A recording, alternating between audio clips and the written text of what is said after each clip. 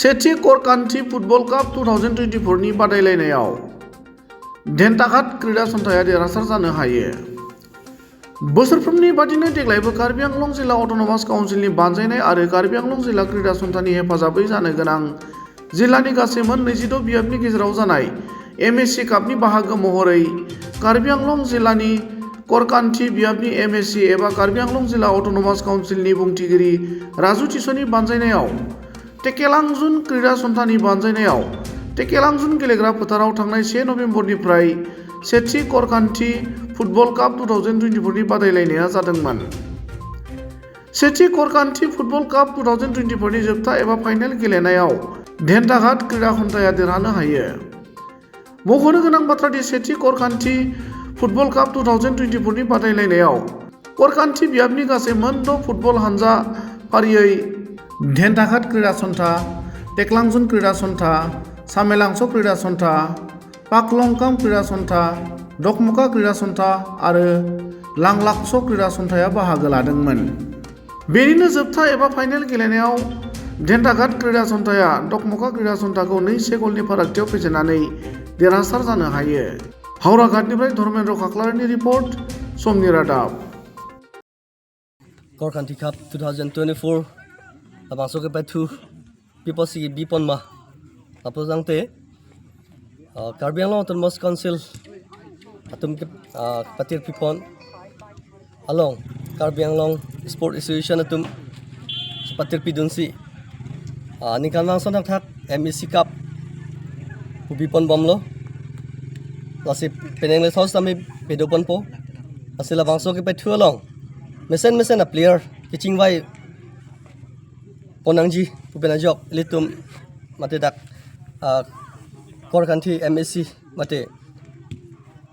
Karbi Anglong Autonomous Council Speaker Sa Raju Tisu alangle bor iponsi mate alangle patir pi ponsi Korkanthi Cup puisi binang lapen labangso ke pathulang le litum mesen player ingwai ponang Pakimang pensi nitum dak Tekelangjun Sport Association man sila bangso ke pethu yang ke palang ponjia phan nang pohos poniglo asi pini pathu bomang bompen pini bangke final match iglo asi la bangso ke pethu ki biben ajok nitum la Korkanthi along mesen a player abangke chingwai poniglong lo la bangso ke pathu along ke pathu pon team lake Korkanthi constituency along sonsi Sport Association Trokdo sonsi Dongmukak Sport Association, Paklongkam Sport Association, lapen Tekelangjun Sport Association, Denakat Sport Association, Samilangso Sport Association, lapen Langlokso Sport Association. Latumang bongsi patupon lo. Lapen pini angdum gitian ke patupon asap association atum lake Dongmukak Sport Association, lapen Denakat Sport Association. Asik pini final match along kachip haipon asap association atum lake Denakat Sport Association atum si chepai ponlo same nitum labangso ke pathuang bong bensin nitum mesen players chingwai ponsi nitum ladon kewangji arkoi niphai crazy arnipen MEC Cup ke ching ponji MEC Cup along chepati dunikpo tangke nangle so ke pathu ponji aphan lake dak Korkanthi constituency along ilitum MEC do alang lisi la bangso adim banking vai ponik po komat asabisi atumhan si la bangso ke pathu adim ke pahos ponji ne la ke local MEC hin si invai ponik po stame aning kanwang ka ado paran po keloma la bangke ilitum MEC sara bangsi chiniglo the alang li penajoksi la bangso ke pathu bangke ke chengben ki jut ans tame alang li si sponsor lo mesen ben ki pachun pon lo ya pan la pen alang li penajok si la bangso pathu bang ki chun lo hal first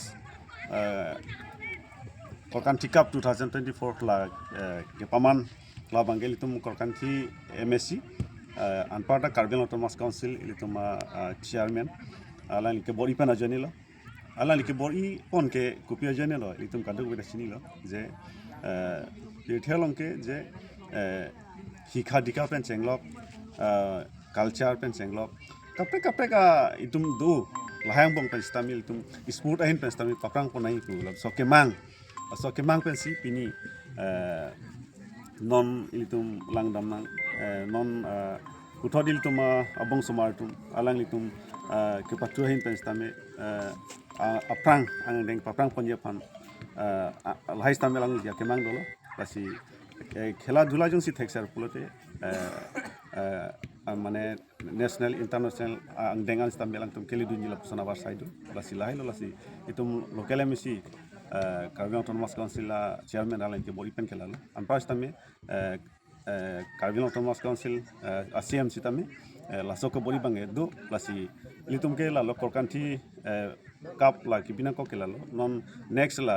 CM cup la sok chipati long stamil litum champion anong e puthot ke ban dia pantai litum ke chisik nai bai kenam sabi kedam ta nikal stamil litum korkanti pensi champion anong e banlo asi non puthot sitame la bang sok chisik bang ke litum donan ko asi lahai puthak si litum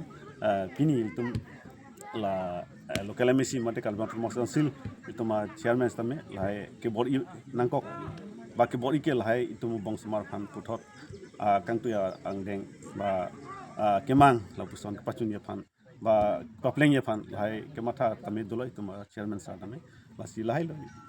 nilin pen ke pudam bang ke lahai mane ani kan bang sitame dupu alang li chot kailo monex MSC majule na man sitame alang li along mane alang li kusonwa keceng penon an la korkan ke kap ani kan bang sitame year by year la korkan ke kap parti bom sana thak alang li tam dotik bang parti po ba mo next majuk MSC li bang sitame alang tumda matha po ate non bang bom itu musumar pan sitame hai antu akang tu yang deng mane pale dunia pan itu ma korkan thi habar pen abusana kemang pen silahaya korkan di kap sitame parti nai mangke kenang sot kumatasi lalu lasani kan nang sitame du kolge